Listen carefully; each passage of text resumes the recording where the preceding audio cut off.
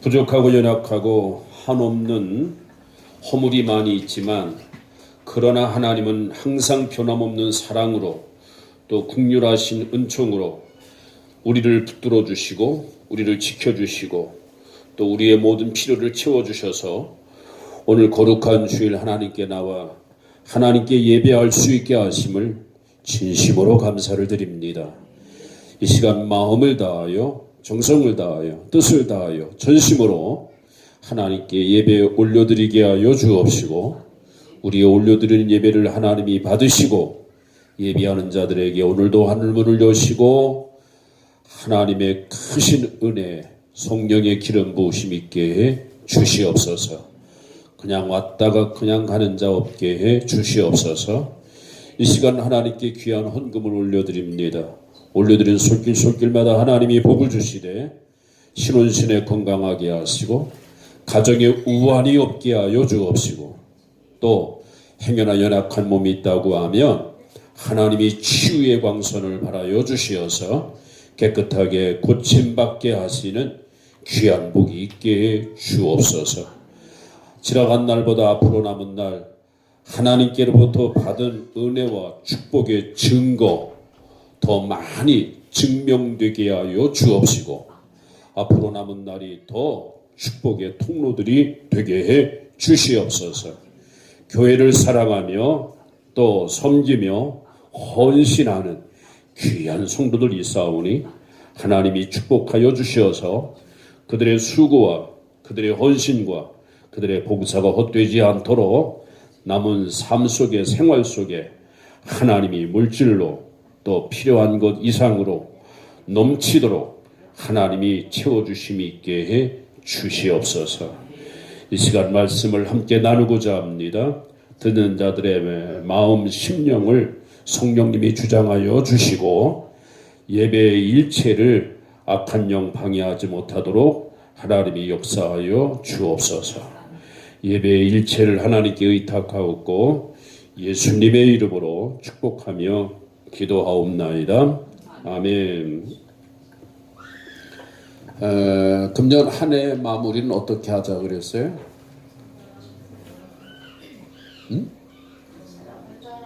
다시 한번 질문하겠습니다. 저 한국말을 하고 있는데 금년 한 해 마무리는 어떻게 하자고요? 한 사람만이라도 한 영혼이라도 전도하자라고 하는 거죠. 그래서 금년 성탄절은 우리끼리만 이벤트 잔치가 되지 말고 금년 성탄절은 꼭 한 사람이 한 사람을 인도하는 정말 하나님이 기뻐하는 또 우리의 삶 속에서 앞으로 영원히 잊을 수 없는 추억이 될 만한 그런 성탄절이 되자라고 제가 그런 취지에서 지금 전도에 대한 설교를 5번째예요. 다른 교회에서는요, 제가 2번 계속 반복해서 설교하게 되면 듣는 분들의 반응이 금방 나타나더라고요. 그 반응이 어떻게 나타나느냐 하면 목사님, 이야 전도라는 게 그렇게 귀한 것을 이제 알았어요. 그리고 또 목사님의 설교를 들어보니까 전도라고 하는 것이 굉장히 부담스러웠는데 이제 전도라는 게 얼마나 쉬운 것인가를 알게 되었고 그리고 정말 전도할게요. 그런 반응들이 막 나타나더라고요. 모르겠어요. 저는 오로지 40년 동안 평강교회만 담임했기 때문에 평강교회 성도들이 마음이 순수한 옥토와 같아서 그런지 모르겠지만 거의 다 제가 40년 목회하면서 2번 반복해서 설교하면 반드시 한 20%, 30%, 40%까지 그 반응이 팍 나타나더라고요. 자, 오늘 우리 예일교회 성도들은 어떤 반응이 나타나는가 지금 계속 제가 지금 주시하고 있는데 본래 우리 한국 사람들의 특징이 그렇게 좀 서양 사람들에 비교해서 보면 반응이 그냥 팍 나타나지는 않는 그런 특성들을 좀 많이 갖는 것 같아요. 그러므로 여러분들의 속에서는 목사님 금년 한 해 마무리는 꼭 한 영혼 전도할 겁니다. 그런 결심들이 있는 것 같이 보이는데요. 그죠? 기대할게요. 어떻든 금년 한 해 마무리는 꼭 한 영혼 전도하는 여러분이 되기를 주님의 이름으로 부탁을 드립니다. 자, 오늘 봉독한 본문의 말씀을 가지고 이제 마지막 전도에 대해서 이제 마지막 설교를 하려고 해요. 다음 주에는 이제 성탄절이 들어있는 한 주간이기 때문에 예수님의 성탄에 대해서 왜 그분이 오셨는가, 그분이 왜 이 땅에 오셨는가에 대해서 이제 꼭 설교를 해야 되기 때문에 오늘 전도에 대한 설교는 오늘 마지막입니다. 얼굴이 조금 밝아지는 것 같아요. 자, 오늘 봉독하는 본문의 말씀을 가지고 여러분과 함께 은혜를 나누고자 하는 말씀의 제목은 다 같이 따라서 하십시다. 안드레처럼 한 사람만이라도 전도하자. 누구처럼? 네, 여러분, 한 사람의 전도가 얼마나 영향력이 있는가?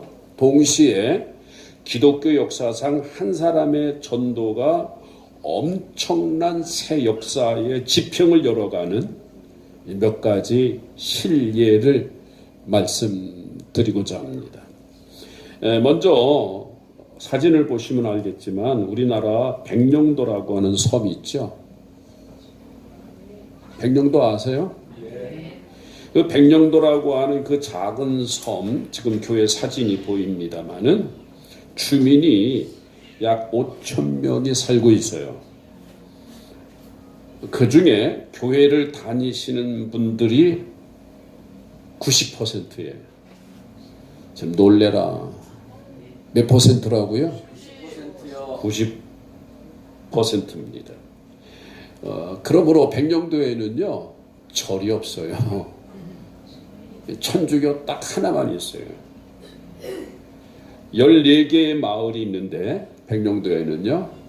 근데 그 14개의 마을마다 교회가 세워져 있습니다. 그래서 여러분들이 보고 있는 저 사진은요. 백령도의 14개 교회 중에서 한 교회의 사진을 지금 여러분이 보고 있는 것입니다. 그러면 이 백령도가 이렇게 90%의 주민들 그 복음의 그 열매, 복음화가 된 그 배경, 그 역사를 제가 말씀드릴게요. 구한말 백령도에 유배를 온 공주태생 김성진이라고 하는 학자가 있었습니다. 예, 이 백령도에 유배를 온 거죠. 근데 이분이 섬 주민들에게 복음을 전했고 성경을 가르쳤어요. 그래서 이것이 120년의 세월이 지나게 되었고 지금에 와서는 14개 마을마다 교회가 세워지는, 절이 없는 주민 90%가 다 예수 믿는 엄청난 역사를 일으킨 거예요. 다시 말하면 공주태생의 김성진이라고 하는 학자, 이 한 사람의 전도를 통해서, 이 한 분의 복음 전도를 통해서, 이 한 사람이에요. 이 한 사람의 복음 전도를 통해서 이렇게 백령도가 복음화가 되었다고 하는 것입니다. 두 번째 한 예를 들어서 말씀드릴게요. 여러분, 로마 정부가 기독교를 얼마나 탄압했습니까? 참 박해를 많이 했죠. 그런데 AD 313년에 로마 정부가 기독교를 국교로 선포했어요. 할렐루야. 할렐루야. 그러면 300년 동안 그렇게 로마 정부가 기독교를 막 핍박하고 그리고 많은 성도들 막 목을 치고 사자굴속에 집어넣고 잔인하게 살해했던, 어떻든 엄청나게 이 기독교를 박해했던 로마 정부가 기독교를 국교로 선포한 그 배경이 있어요. 그 배경을 말씀드린다고 하면 로마 정부가 기독교를 국교로 선포한 그 황제가 누구냐 하면 콘스탄틴 황제예요. 근데 이 콘스탄틴 황제가요, 이렇게 로마의 정부가 기독교를 국교로 이렇게 선포할 때에 그 한 사람의 영향력, 결정적인 한 사람의 그 영향력이 있었어요.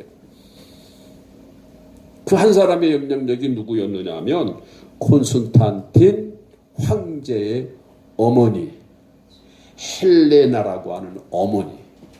그 어머니 한 사람의 영향력이에요. 또 재밌는 것은 그 콘스탄틴 그 황제의 그 어머니 그 헬레나가 영국에서 살았는데, 영국에서 살았을 때 여러 식물을 두었거든요. 근데 그 여러 식목 가운데 한 식모가, 한 사람의 식모가 이 콘스탄틴 이 황제의 어머니에게 복음을 전한 거예요. 그래서 식모 한 사람을 통해서 복음에 접한 이 어머니가 예수 그리스도를 만나게 되었고요. 거기서 은혜를 받게 되었고요. 아멘. 엄청난 은혜를 받았어요. 엄청난 은혜를 받고 이 어머니 헬라나 이 한 사람이 자기 아들에게 복음의 영향력을 준 거예요. 그래서 어머니의 그 복음의 영향력을 받고 드디어 이 콘스탄틴 황제가 로마의 기독교를 로마의 국교로 선포하게 된 줄로 믿으시기를 바랍니다. 또 여러분 아시겠지만 사도 바울 한 사람의 전도에 의해서 유럽과 소아시아가 복음화가 되었어요. 또 이레나우스라고 한 사람의 복음 전도로 말미암아 프랑스가 복음화되었어요. 패트릭이라고 하는 16살의 소녀 한 사람으로 인해서 아일랜드가 복음화되었어요. 올리암이라고 하는 한 사람의 전도로 인도의 기독교 선교의 문이 열리게 되었어요. 허드슨 테일러라고 하는 한 사람의 전도가 중국의 기독교 선교의 문이 열리게 되었어요. 데이비드 리빙스톤이라고 하는 이 한 사람의 전도로 말미암아 중앙아프리카의 기독교의 선교의 문이 열리게 된 겁니다. 뭐 그 신뢰를 말씀드리면 한이 없어요. 오늘 봉독한 본문에 있는 말씀으로 돌아간다고 하면 오늘 봉독한 본문의 말씀에 안드레라고 하는 한 사람의 전도로 인해서 그 가정에 하나님의 나라가 세워지게 되어지고, 그리고 그 하나님의 나라가 세워져 있는 그 가정을 통하여 놀라운 하나님의 역사를 나타내는 엄청난 역사가 나타나는 어떤 역사죠? 여러분, 그 안드레 그 한 사람의 전도로 인해서 그 형 시몬이 예수를 영접하게 되어지죠. 그 시몬이 훗날 누가 되죠? 베드로가 되죠. 아멘. 그래서 여러분, 베드로는 어떤 사람이에요? 기독교의 창시자라고 할 만큼 놀라운 새 역사의 지평을 열어가는 인물이 되었다고 하는 것입니다. 사람 여러분, 여러분에게 질문을 할까요?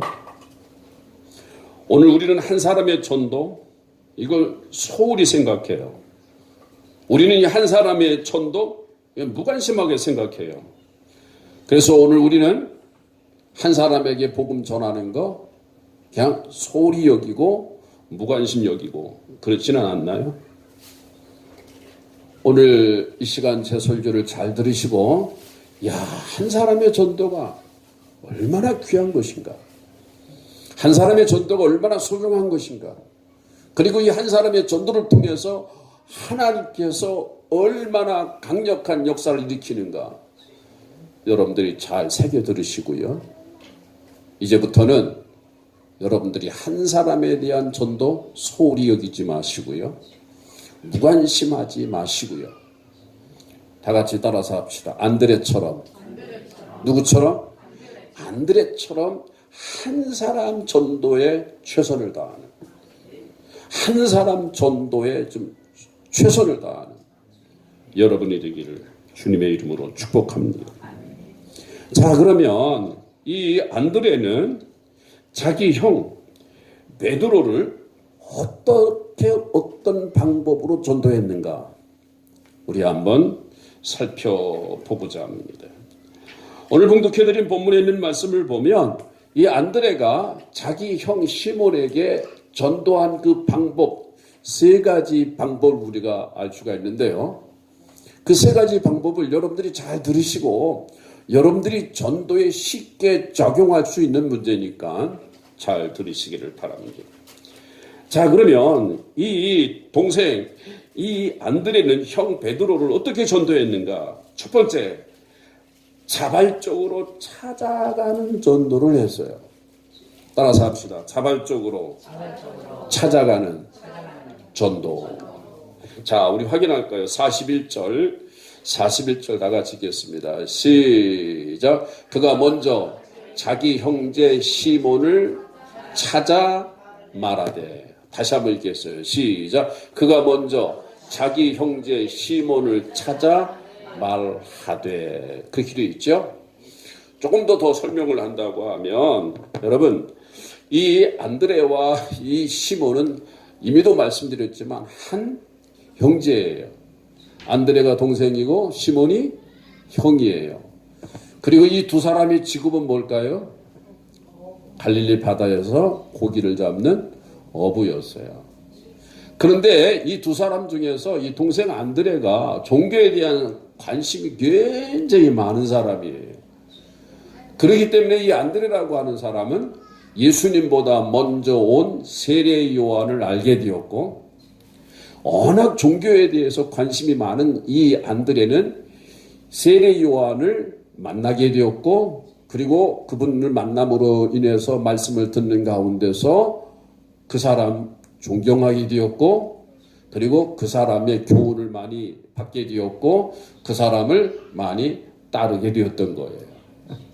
그러던 어느 날 예수님께서 세례 요한에게 찾아오셨죠.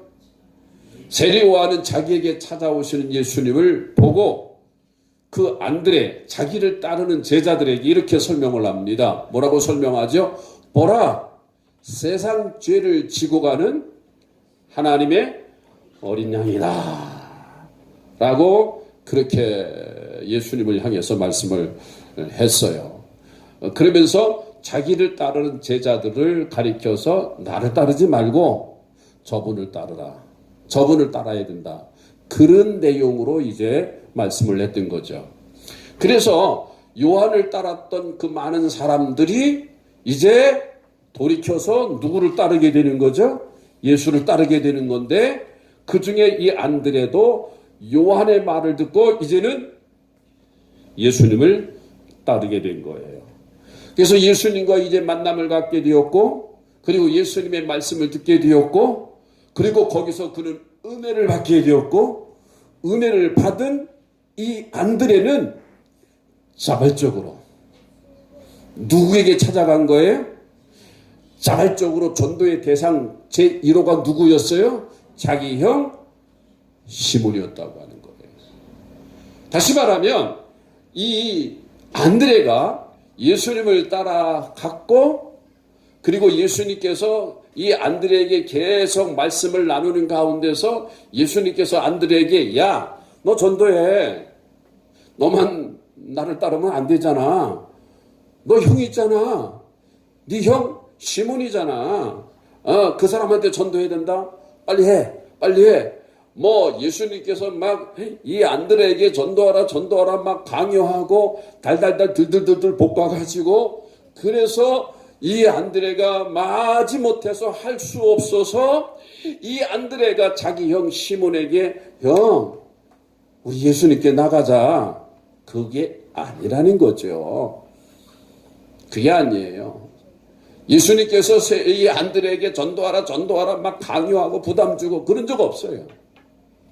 41절 우리가 같이 확인했잖아요. 그게 아니라 이 안드레가 예수님을 따름으로 인해서 거기서 은혜를 받고 감동을 받고, 그리고 이분만이 진정한 우리의 메시아임을 확인하게 되었고, 확인한 이 안드레는 자발적으로 이 기쁨의 소식을, 이 복음을 누구에게 전해야 되느냐?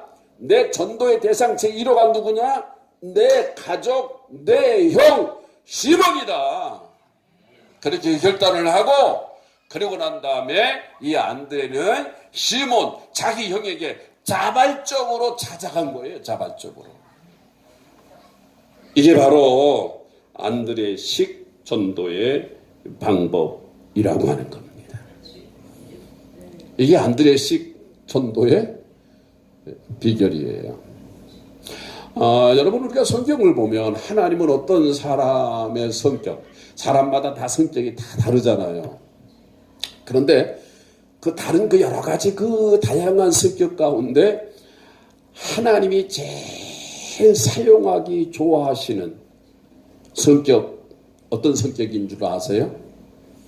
다시 바꿔서 말씀드린다면 하나님은 어떤 성격을 가진 사람을 기뻐하시고 하나님은 어떤 성격을 가진 사람을 하나님이 쓰셔도 크게 쓰시는가?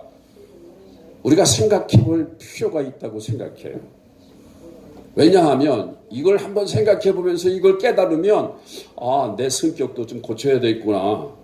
이왕이면 하나님이 기뻐하는 성격, 이왕이면 하나님이 크게 복을 부어주시는 성격, 이왕이면 하나님이 크게 사용하시는 성격, 그 성격으로 내가 벤치마킹 해야 되겠다라고 하는 아마 그 필요성을 깨달을 수 있을 수 있어요.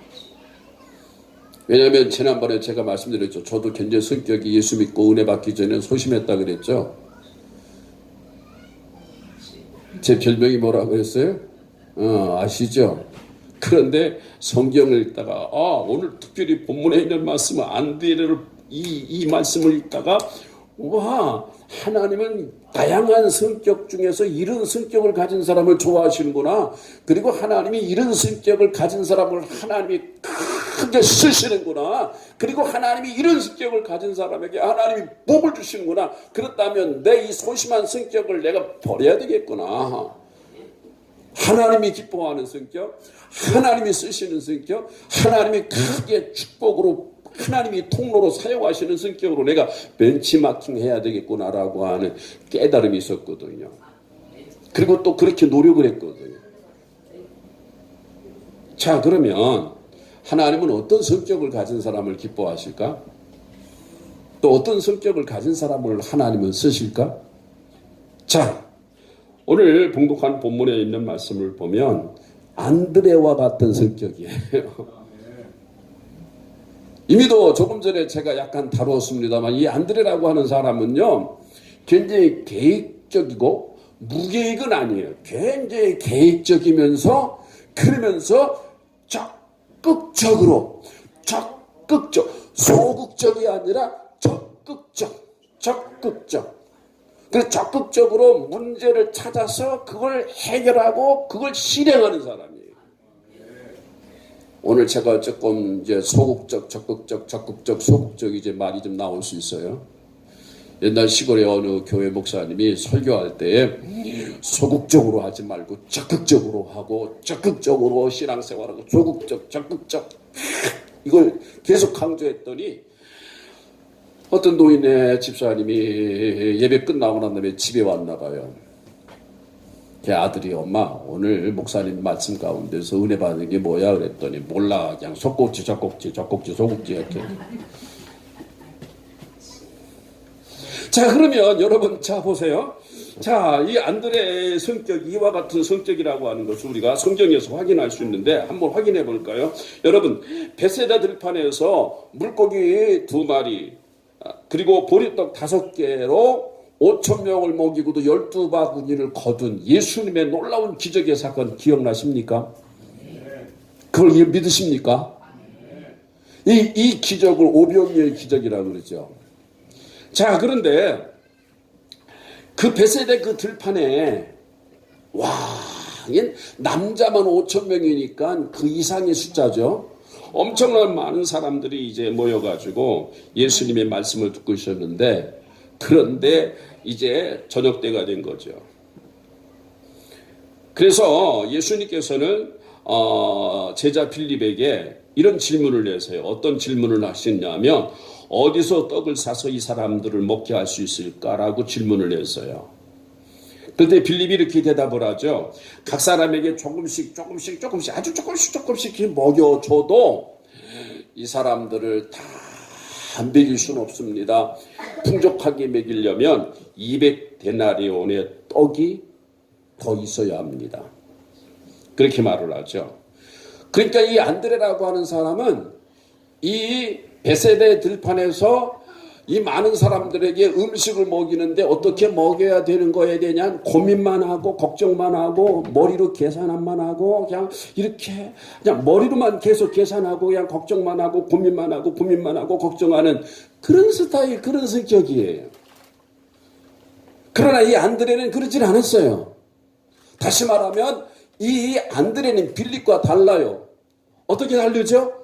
이 빌립이 뭐라고 말합니까? 이 안드레가 뭐라고 말합니까? 자, 요한복음 제6장 8절 9절 중요한 거기 때문에 다 같이 읽겠어요. 시작. 제자 중 하나 곧 시몬 베드로의 형제 안드레가 예수께 여짜오되 여기 한 아이가 있어 보리떡 5개와 물고기 2마리를 가지고 있나이다. 그러나 그것이 이 많은 사람에게 얼마나 되겠사옵나이까. 이 말은 무슨 말입니까? 이 안드레라고 하는 사람은요, 빌립처럼 가만히 앉아서 걱정하고 고민하고 걱정하는 그런 스타일이 아니라, 그런 성격이 아니라 이 문제 해결을 위해서 막 그 사람들 속에 막 들어간 거예요. 들어가가지고 막 해결책을 찾은 거예요. 찾다가 어떤 아이, 이름 모르겠어요. 어떤 아이가 보리떡 5개와 물고기 2마리를 가지고 있었던 거예요. 이것은 그 어린아이가 한 끼 먹을 하나의 도시락이에요. 도시락.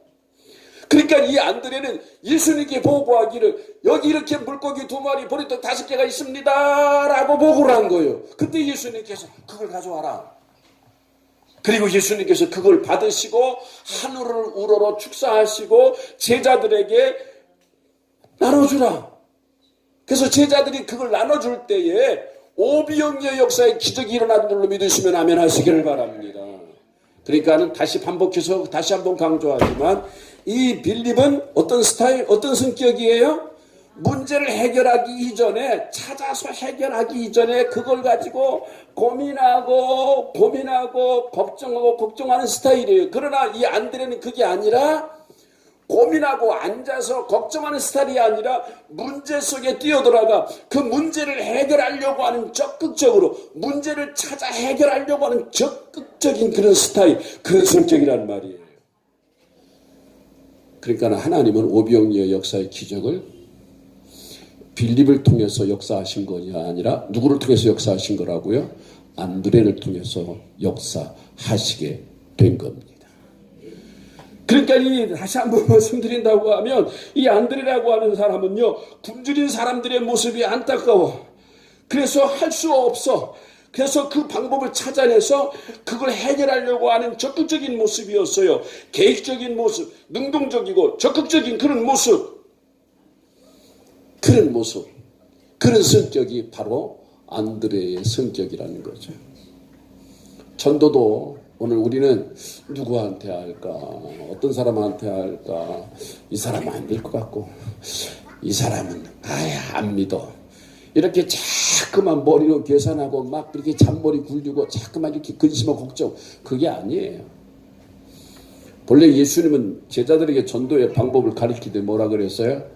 무슨 말을 할까? 걱정하지 마라. 염려하지 말라. 무조건 가라. 아멘? 그리하면 하나님이 성령님이 말할 말을 주시느니라. 그냥 무조건 보낸 거예요.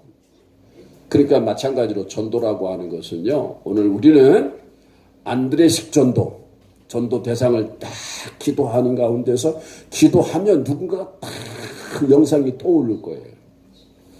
그거 못 느끼세요? 정말 하나님, 내가 전도해야 될 텐데 누굴 전도할까요?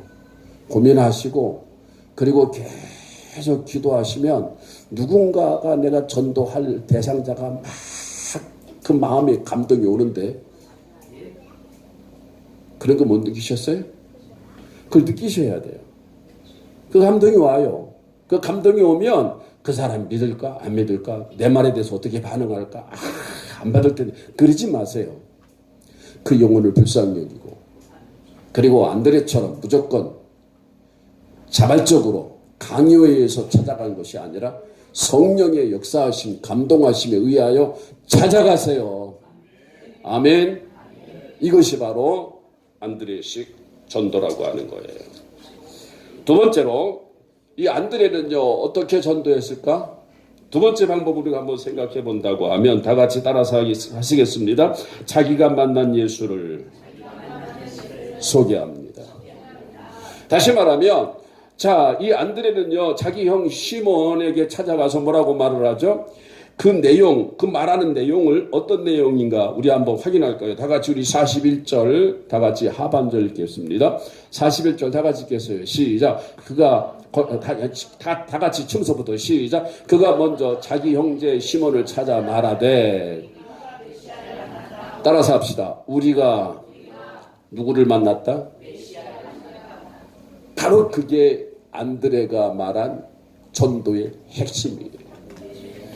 다시 말하면 자기 형 베드로에게 찾아가서 철학적이고 논리적이고 교육적이고 뭐 이런 그런 거 말하질 않아요. 나 예수 만났어. 누구 만났다고요? 나 예수 만났어. 41절에 나오잖아요. 나 예수 만났어. 예수님만 증거하는 거예요. 내가 만나본 그 예수님, 내가 경험한 그 예수님, 그 예수님만 솔직하게 전하는 거예요. 맞아요. 오늘 우리들도 이게 바로 안드레식 전도예요. 다른 말 하지 말아요. 오직 내가 만난 예수, 그리고 내가 만나서 내가 경험한 예수, 이걸 달리 바꿔서 말씀드린다고 하면 내가 예수 믿고 내가 받은 은혜, 내가 예수 믿고 내가 변화된 은혜. 아멘.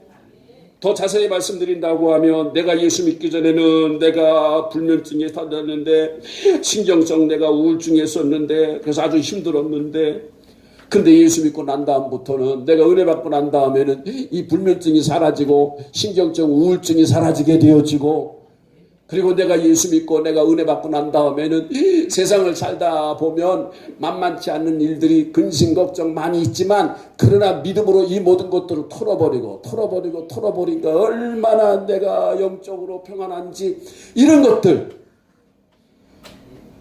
내가 예수 만나서 내가 경험한 은혜, 내가 체험한 은혜 이것만 전해야 돼요. 할렐루야, 할렐루야, 아멘. 이게 바로 안드레식 전도라고 하는 거예요. 그러니까 여러분들 제가 부탁하고 싶은 것은 신앙생활 제대로 하시면 바로 하시면 내가 은혜 받고 그리고 그 은혜로 인해서 내가 변화된 증거가 있어요, 없어요? 있어요, 없어요? 있다고요. 어느 성도님은 이렇게 얘기하더라고요. 내가 예수님이 12제자인지 아브라함을 아브렉이라고 말할 만큼 내가 성경에 대해서는 전혀 내가 지식에 딸리지만 내가 은혜 받고 난 다음에 내 남편이 나를 속삭이고 나를 힘들게 하지만 그러나 내가 예수 믿기 전에는 내가 이렇게 나도 그냥 같이 맞대응을 했는데 근데 예수 믿고 난 다음부터는 내가 기도하고 내가 이렇게 변화되고 내 자식이 이렇게 힘들게 하지만 내가 예수 믿고 난 다음에 그걸 내가 믿음으로 내가 이렇게 승리하고 이런 얘기들 말이에요. 아멘. 내가 변화된 얘기 말이에요. 내가 새로워진 거 오직 예수, 오직 예수 그것만 전해야 될 것입니다. 이것이 바로 안드레식 전도의 방법입니다. 마지막으로 이 안드레는요 어떻게 자기 형 그 베드로를 시몬을 전도했을까? 우리 한번 생각한다고 하면 다 같이 따라서 합시다. 형을 데리고 예수님께 찾아왔습니다. 자, 우리 다 같이 42절입니다. 다 같이 읽겠습니다. 42절 시작.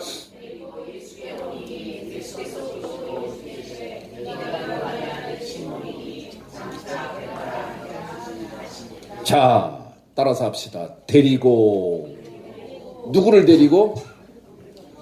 자기 형 베드로를 데리고 누구에게 찾아왔다고요?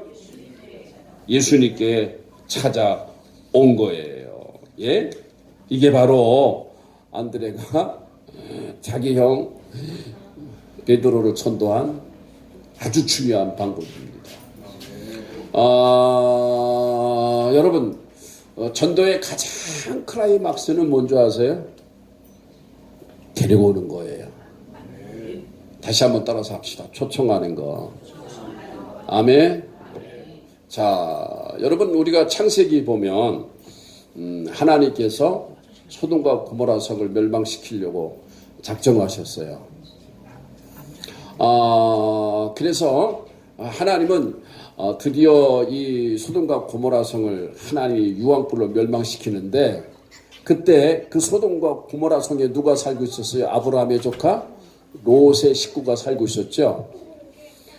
그런데 그 유황불로 막 심판할 때 그 롯의 처와 그 다음 두 며느리가 두 딸이죠. 참, 두 딸이 그 소돔과 고모라 성을 끝이쳐 나와야 할 텐데, 그리고 하나님이 지시한 도피처로 가야 할 텐데 뒤돌아보지 말라 그랬잖아요. 근데 거기서 나오기를 머뭇머뭇하고 주저주저 하고 있었을 때, 그때 두 천사가 이 롯의 가정에 찾아와서 머뭇머뭇거리는 이 롯의 이 가족을 손을 잡고 소돔과 고모라 성에서 끌고 나왔어요. 그러므로 인해서 이 소알성에 살고, 소돔과 고모라 성에 살고 있는 롯의 가족이 결정적으로 구원을 받게 된 거예요. 머뭇머뭇거리고 있는 이 롯의 이 가족을 두 천사가 끌고 나오지 않았다면 유황불로 이 소돔과 고모라 성이 멸망당할 때 결국은 이 가족도 멸망당할 수밖에 없었던 거죠. 맞아요. 끌고 나오는 게 중요한 거예요. 따라서 합시다. 데리고 나오라. 아멘. 데리고 나오는 거예요. 이것이 안드레의 전도의 방법이라는 거죠. 자, 사랑 여러분, 이제 말씀을 정리할까요? 따라서 합시다. 안드레처럼 한 사람만이라도 어떻게 하자? 전도하자. 여러분, 한 사람 전도하는 거, 그거 여러분 소홀히 여기면 안 된다 그랬어요? 여러분, 우리는 오늘 이 설교를 통해서 한 사람의 전도가 얼마나 중요한 것인가를 꼭 여러분들이 기억하시고, 따라서 합시다. 금년 한 해의 마무리는 한 사람 전도이다. 아멘. 아멘. 이제 3주밖에 안 남았어요. 그러니까 이제라도 여기 안드레처럼 자발적으로 전도의 대상을 정하셔야 돼요. 아멘. 아까 우리 담임 목사님이 전도 대상자를 카드를 적어서 제출해라 그랬는데 두고 볼 거예요. 여러분들 정말 이 한 주간 내가 누구에게 전도해야 할 것인가 한번 기도해 보세요. 진지하게 하나님께 기도를 올려보세요. 그러면 내 전도의 대상을 성령님이 가르쳐 주실 거예요. 아멘. 그리고 그분을 만나야 돼요. 찾아가야 돼요. 아멘. 만나서 정말 다른 쓰잘데없는 얘기하지 말고, 내가 예수 믿고 내가 이렇게 속상했는데, 사람과의 관계에서 이렇게 속상했는데, 그리고 내가 예수 믿기 전에 이렇게 문제가 있어가지고 이 문제 때문에 좌절과 절망 속에서 슬픔의 나날에 눈물 마를 날이 없이 살았는데, 근데 내가 예수 믿고 난 다음부터는 이런 문제가 해결되었고, 그리고 내가 예수 믿고 난 다음부터는 세상이 알 수 없는 하나님이 주시는 위로가 있었고 평강이 있었고, 그러니까 내가 예수 믿고 난 다음에 변화된 받은 은혜, 그 예수만을 증거하는 여러분 되기를 바랍니다. 그리고 마지막 가장 중요한 하이라이트는 그 사람을 데리고 오는 거예요. 아멘. 아멘. 다 같이 따라서 합시다. 안드레처럼 한 사람만이라도 전도하자. 금년 한 해가 가기 전에 꼭 이렇게 전도하실 수 있는 분이 있다면 아멘 하세요. 아멘. 꼭 하세요. 할렐루야. 다 같이 우리 일어나셔서 우리 다 같이 찬양하시겠습니다.